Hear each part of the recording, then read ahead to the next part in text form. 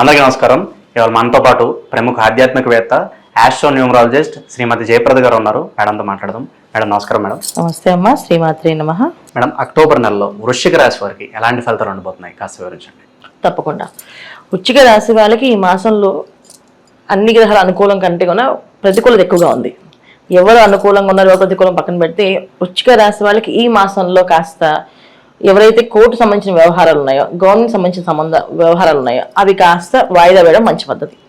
తర్వాత ఏంటంటే మామూలు సామాన్యంగా ఉండే ఉద్యోగస్తులందరికీ బాగానే ఉంది. అంటే గవర్నమెంట్ సెక్టర్లో పనిచేయకుండా ప్రైవేట్ సెక్టర్లో పనిచేసే వాళ్ళందరికీ కూడా నార్మల్ ఫలితాలు ఉన్నాయి. దానివల్ల ఎటువంటి ఇబ్బంది లేదు. వ్యాపారస్తులకి కాస్త ఇబ్బంది ఉంది. వ్యాపారస్తులకి ఏంటంటే గురువు అక్టోబర్ 9వ తారీఖు నుంచి వక్రిస్తున్నందుకు సో గురువు యొక్క ఎనర్జీస్ వీళ్ళకి ఏంటంటే డిఫరెంట్గా కొంచెం ఇబ్బంది పెట్టే అవకాశం ఉంది. సో వీళ్ళు పెట్టుబడులు పెట్టాలన్నా కూడా కాస్త వెయిట్ చేస్తే బెటర్ అంటారా? ఖచ్చితంగా. అసలు అంటే వ్యాపారం అనేది కొత్త వ్యాపారం ఈ మాసం మొదలు పెట్టుకుని ఉండడమే ఉత్తమ ఫలితం.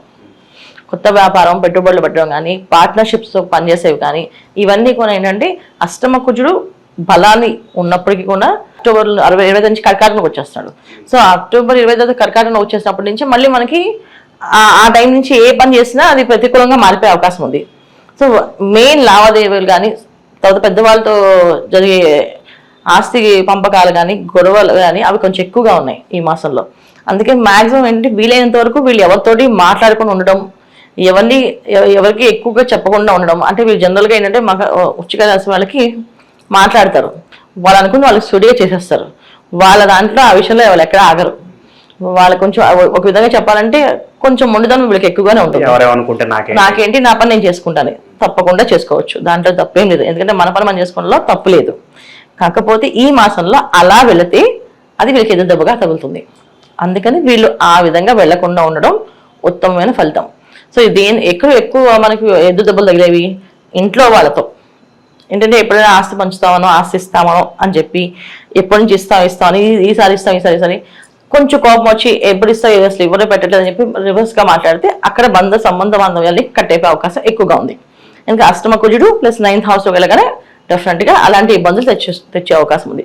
కుజుడికి ఎప్పుడు కూడా ఏంటంటే పెద్దవాళ్ళని గౌరవించడం కానీ, పెద్దవాళ్ళతో మర్యాదపూర్వకంగా మాట్లాడడం కానీ, గౌరవించడం పర్లేదు కాస్త రెస్పెక్ట్గా మాట్లాడితే కూడా ఆయన ఒప్పుకుంటాడు. లేదా కాస్త దూరంగా ఉండి ఆన్సర్ గట్టిగా ఇవ్వకుండా ఉంటే కూడా ఒప్పుకుంటాడు. ఇలా ఇన్ని ఆప్షన్స్ ఇచ్చారు మనకి ఆయన. ఈ ఆప్షన్లో ఏదో ఒక ఆప్షన్ మనం ఖచ్చితంగా చేయాలి. చేయకపోతే ఖచ్చితంగా ఇబ్బంది పడతాం. ఆ ఇబ్బంది ఎలా పడుతుంది అంటే ఎంత మంచి వాళ్ళైనా ఆ మూమెంట్లో వీళ్ళు చెడ్డవాళ్ళు, అంటే వీళ్ళు ఒక మూర్ఖుడు ఉండాలి, లేదా వీళ్ళు ఒక రాక్షసు ఉన్నారా అని అనిపిస్తుంది. కానీ వీళ్ళు అలాంటి వాళ్ళు కాదు, అలా అనిపిస్తుంది వాళ్ళకి మాట్లాడే వల్ల. సో మాట్లాడకుండా ఉండడం ఉత్తమ ఫలితాలు. వ్యాపారస్తులు వ్యాపార విషయంలో, లావాదేవీల విషయంలో చాలా జాగ్రత్తగా ఉండాలి. చిన్న చిన్న వ్యాపారాలు చేసే వాళ్ళకి కాస్తంత బాగుంది, కానీ కాస్తంత ఇబ్బంది పెట్టే అవకాశం ఉంది. ఏంటంటే అనారోగ్య సమస్య, ఆరోగ్య విధంగా కొంచెం ఇబ్బంది పెడుతుంది.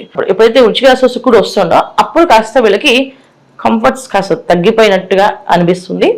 అంటే మంచిగా సాఫీగా జరిగే బిజినెస్ కూడా కాస్త అన్ఈజీగా అనిపించడం, కొంచెం ఇబ్బంది పడడం జరుగుతుంది. రవి కూడా 16వ తారీఖు నుంచి మారుతాడు.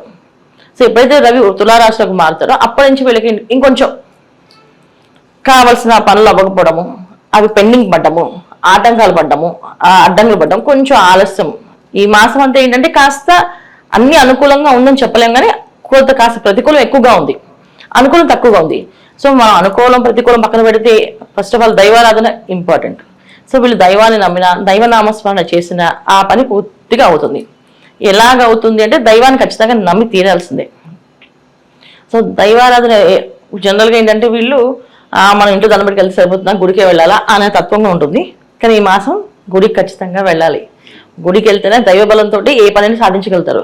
ఖచ్చితంగా వ్యాపారాలు చేద్దాం అనుకునే వాళ్ళు, మేము ఈ మాసంలో ఖచ్చితంగా వ్యాపారం మొదలు పెట్టాల్సిందే, మేము బ్యాంక్ లోన్ పెట్టేసాం, లోన్లు వచ్చేస్తే కనుక అది వేస్ట్ అవుతుంది, మాకు 1 month వేస్ట్ అవుతుంది అనుకుంటే, చెయ్యాలి అనే సంకల్పం గట్టిగా ఉంటే ఆ సంకల్పం ఎప్పుడు చేయాలంటే విజయదశమి రోజు చేయండి. ఖచ్చితంగా విజయదశమి రోజు చేస్తే, విజయదశమి రోజుకి ఒక పద్ధతి ఉంది. ఏంటంటే విజయదశమి రోజు చేస్తే జాతకం చూడట్లేదు, నక్షత్రం చూడట్లేదు, తిథివారం చూడట్లేదు, అసలు ఆ వ్యాపారం బాగుందని సమస్య లేదు, బ్రహ్మాండంగా ఉంటుంది. ఏ వ్యాపారం అసలు ఏదైనా సరే ఈ వ్యాపారం చేయకూడదు, మీ జాతకం ఇచ్చి ఈ వ్యాపారం బాగాలేదు అని అలాంటివి ఏమి ఉండవు. విజయదశమికి అంత పవర్ఫుల్ అన్నమాట. ఆ విజయదశమి అనేది చాలా పవర్ఫుల్. సో ఖచ్చితంగా చేయాలి, మేము వ్యాపారం చేయాల్సింది అనుకునే వాళ్ళు విజయదశమి రోజు ఆ సంతకాలు పెట్టడం కానీ, అంటే కాంట్రాక్ట్స్ మీద సైన్స్ పెట్టుకోవడం కానీ, అగ్రిమెంట్స్ రాసుకోవడం కానీ అన్ని ఆ రోజు చేసుకోండి. ఓపెనింగ్ కూడా ఆ రోజు పెట్టుకోండి. ఇంకా మిగతా వాళ్ళతో పని లేదు. ఎందుకంటే ఈ మాసం వ్యాపారం చేయొద్దన్నారు కదా, వ్యాపారం మొదలుపెట్టద్దన్నారు కదా అని చెప్పి ఆగిపోకలేదు. కావాలి అనుకుంటే చేయండి ఖచ్చితంగా. అది విజయదశమి రోజు. ఎందుకంటే మనకి దేవుడు ఎప్పుడు కూడా చల్లని వాడు. ఎప్పుడు ఏది చేయకూడదు అనుకున్నా ఆయన ఒక కరుణామయుడిగా మనకు కనిపిస్తూ ఉంటాడు. సో ఈ మాసంలో అనుకూలం ఏంటంటే విజయదశమి బ్రహ్మాండంగా చేసుకోవచ్చు. ఇది చేసుకోవచ్చు. అండ్ మళ్ళీ ఈ మాసంలో ఈ రాశి వారికి విద్యార్థులు ఎలా ఉండబోతుంది? కాంపిటేటివ్ ఎగ్జామ్స్ కోసం ట్రై చేస్తూ ఉంటారు. అలాంటి వారికి ఆశాజనకమైన ఫలితాలు ఏమైనా కనిపిస్తున్నాయి? ఖచ్చితంగా విద్యార్థులకి ఈ మాసంలో కొంచెం అనుకూలంగా ఉంది. అంటే వీళ్ళకి కొన్ని పనులు చేసుకోవాలి. ఎందుకంటే కెరీర్ సంబంధించిన విషయాలని కూడా రవిగ్రహం అనుగ్రహం. సో రవి ఎప్పుడైతే ప్రతికూలంగా మారుతారో అప్పుడు వీళ్ళకి ఇబ్బందులు ఉన్నాయి.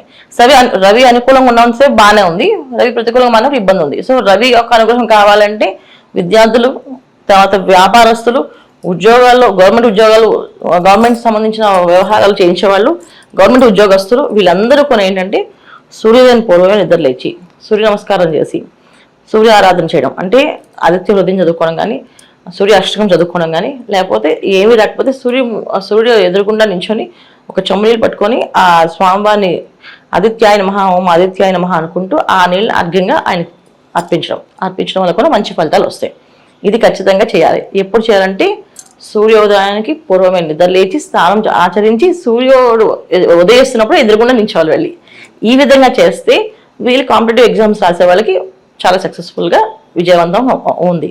లేకపోతే కాస్తంత ఇబ్బంది ఉంది. ఎవరికైనా సరే చదవాలనుకునే వాళ్ళు బద్ధకాన్ని వదలాలి ఫస్ట్ ఆఫ్ ఆల్. సో చదువుకోవాలి అనుకుంటే మిగతా కేటగిరీస్ ఏ మైండ్లోకి ఎక్కకూడదు.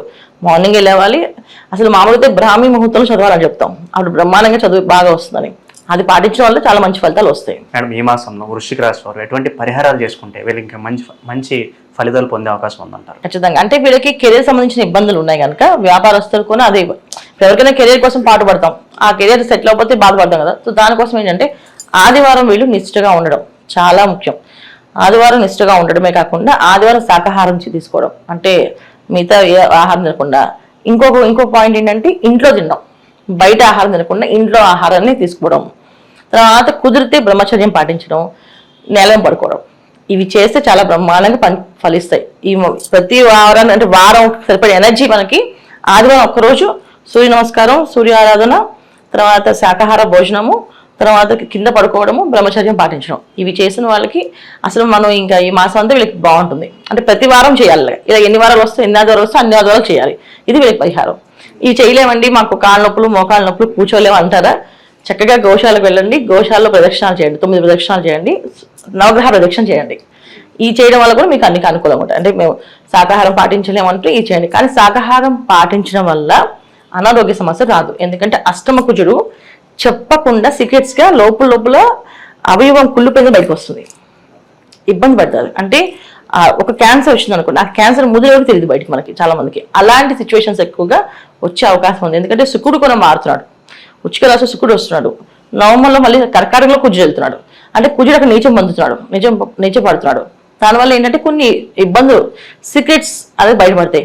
ఖచ్చితంగా జరుగుతుందని కాదు, ఇది గోచార ఫలితాలు మన జన్మజాతకంలో మన దశ బట్టి వస్తుంది. కానీ ఇది వచ్చేస్తుంది ఖచ్చితంగా ఆన్సర్ వస్తుందని కాదు. ఈ విషయం అవకాశం ఉంది కనుక జాగ్రత్త పడండి అర్థం, అంతే. అక్టోబర్ నెలలో వృశ్చిక రాశి వారికి ఎలాంటి ఫలితాలు ఉంటాయి, అలాగే వీరు చేసుకోవాల్సిన పరిహారాలు తెలియజేసినందుకు ధన్యవాదాలు మేడం. నమస్తే అమ్మ. శ్రీమాత్రే నమః.